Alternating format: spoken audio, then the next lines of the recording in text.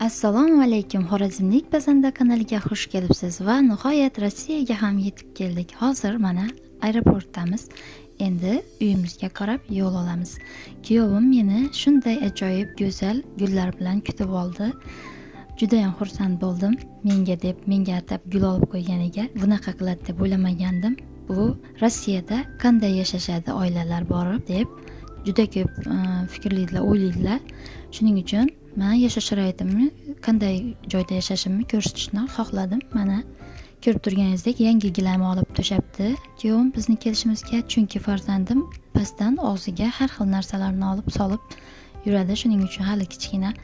Mana shunday plita olib qo'yibdi. Plitaning ichidan mana shunday podarka chiqdi. Diamond degan do'konga borib olasiz deb. Shuni kuyovim olib kelib beraman dedi. Xudo xohlasa mana yoqib ishlatib ko'ramiz. Darrov qizadigan ajoyib shunaqa plita, zo'r plita ekan.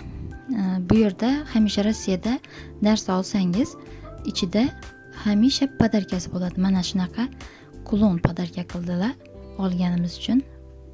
Faqat bittagina narsa olinmagan, bu yerda plitadan boshqa yana narsalar olingan.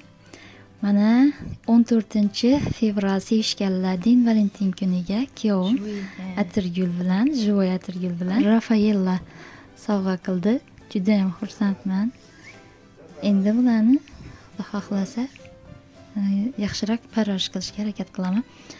Mana Din Valentin kunini kuyovim o'zbeklarni choyxonasida, samarqandliklarnimi choyxonasida nishonlashni ma'qul ko'rdik. Shu yerga borib nishonlab o'tirdik. Mana уже bir ovqatni yeb qo'yib, ikkinchi ovqatda esimga tushdi videoga olishim. Kuyovim nima qilasan videoga olib ko'rsatma, qanday o'tirganimizni, qanday yeb ichganimizni ko'rsatish shart emas deb aytsalar ham oxirida ichaman, ozgina oling deb iltimos qildim. Shunga meni ozgina ozroq videoga oldi. Ina bizning dadamiz dubayskiy uzmak keldi. Yomon lekin bu. Bir balo.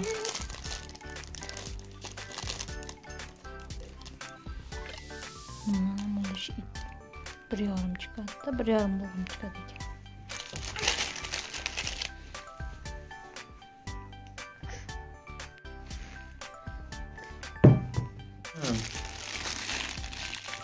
Başta üzüm göstereyim.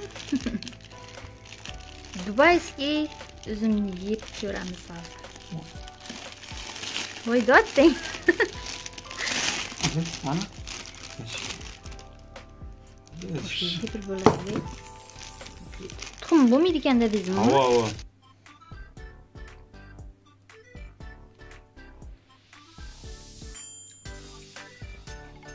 Nasıl? Tuxum yo'qmi sen? Ajoyibmi? Yomon bo'ldi. Tuxumni o'rnini deyishki bor, lekin tuxumni o'zi yo'q. Dokument to'g'rilab yuribmiz. Shuning bilan videolarim tugadi. E'tiborlaringiz uchun kattakon rahmat.